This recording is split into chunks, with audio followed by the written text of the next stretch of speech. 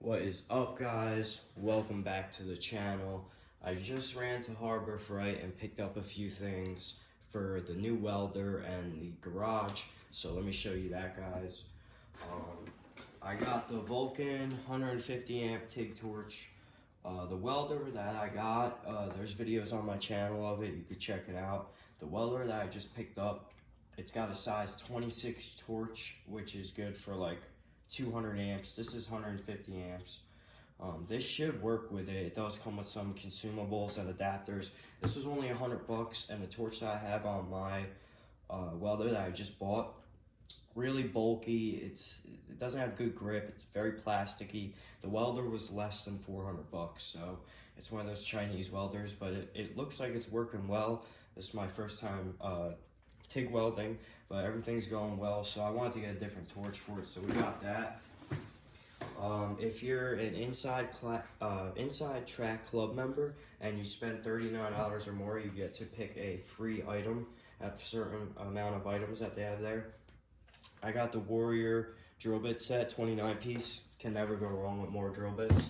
The main thing that I went there for was the torch and this heater.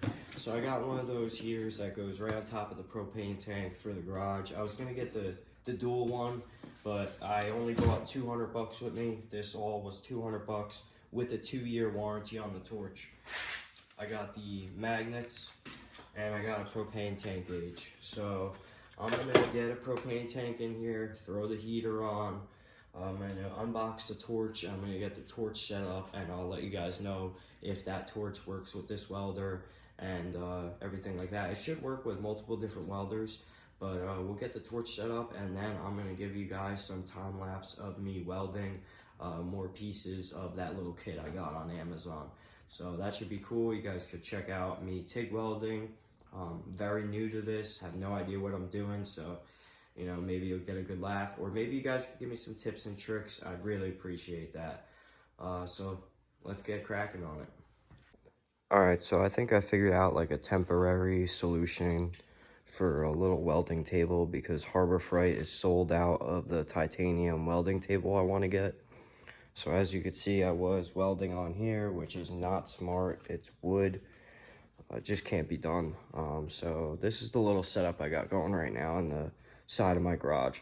Got the bandsaw, got the 8-inch grinder, little vise, little area to clean up metal and stuff. Got the welder, DC TIG, the new hitbox. Check that out in my other videos. And then I'm using this steel cabinet, and I'm grounding the ground cable to my TIG torch holder, which should work perfectly fine. And for right now, that's just how we're gonna have to run it, because they're literally sold out of those welding tables at all of my Harbor Freights. Like everyone within 2 hours from me. So this is the garage so far. If you guys been following along with the transformation, this garage was a mess, but it's coming out good.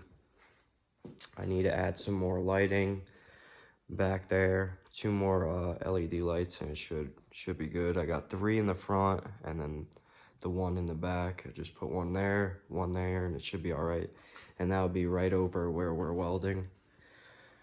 So I got that TIG torch from Harbor Freight, and it hooks right up. The only thing that sucks is I'm not going to be able to use my machine to control the gas flow anymore, because the way my machine is set up. If you have a different setup on a different machine, it might work. This torch is meant for Harbor Freight's Vulcan TIG welders and the titanium TIG welder.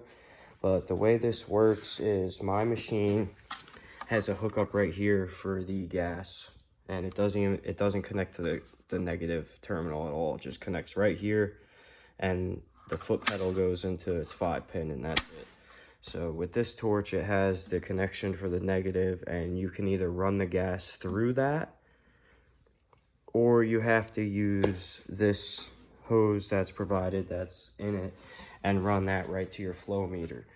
Now that's fine and everything, but you're not going to be able to control post flow and pre-flow. You still have gas, but the thing is, you have to use the torch now. So to turn on the gas, you have this little knob. you open it and gas starts flowing, you have to close it when you're done welding.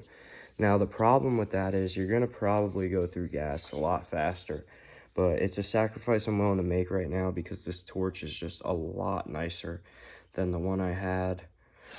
Let me show you guys the one that came with my welder. So the one that came with my welder was literally junk. It got the job done. It definitely works, but you'll see how big and bulky it is. It's plastic.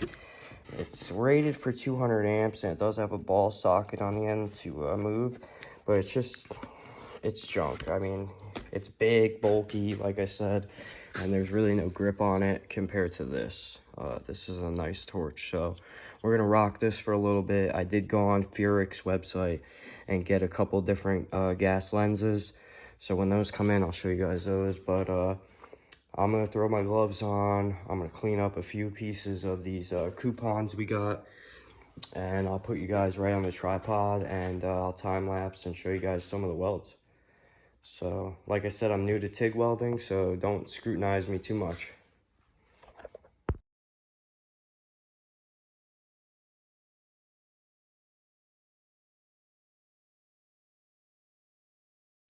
Alright guys, so right off the bat, you probably noticed I got the original TIG torch on there now.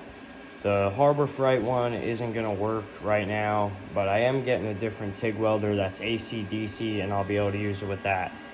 So I put the other torch back on and started to work the weld. In the beginning here, you could see it started out decent.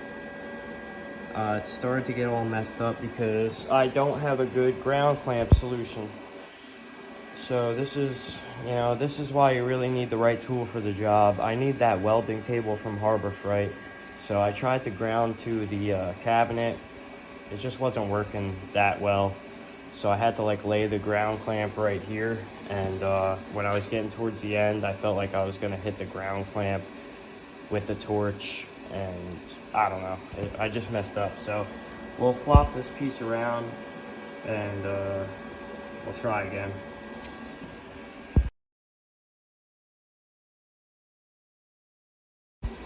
Yeah guys, I'm just having a really hard time grounding to the table. There's been a few cutscenes I'm not going to put in this video, me having issues with it, but that was our second weld. My foot pedal's not working now either, so I'm using the button on the torch, so it's harder to ramp out of the weld at the end. So I'm gonna have to message them and get them to send me another foot pedal. But these are things that realistically you're gonna run into if you want to get a cheap welder. If I could do this over again, I would have bought the Everlast. I believe it's the 165 or the Everlast 165 or 145 AC/DC TIG welder. It's like 800 bucks. That's the one I'm buying next. I'm probably buying it next week, honestly. Because the reason I bought this was to just see if I had interest in TIG welding, which I definitely do, and to see if I could, learn how to do it, start doing it. And I think I, learned how to, get the basics down so far.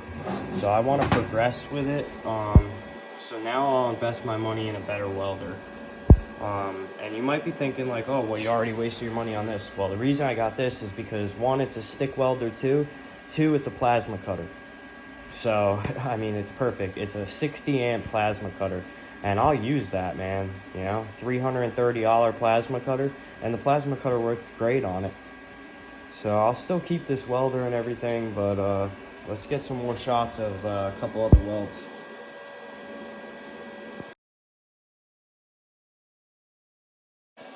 Alright, so that one was pretty bad. Bad welding position, but just getting practice, getting time behind the torch. That's the only way you're going to get better. Like I said, once I get that welding fixture table, honestly, this is going to be so much better. I'll be able to ground it to a good spot. I won't have to do this weird stuff just to get, good 90-degree angles and stuff like that. So I'm excited for that. Let's finish up this square, and then we'll probably call it a night for tonight. If you're not subscribed, please make sure you subscribe. It really helps out the channel, guys. Like, really helps out the channel, and it motivates me to make more videos. I've been growing the channel over the course of a little over a year, and we got around 1,600 subscribers, so that's great. I really appreciate you guys, and click that subscribe button.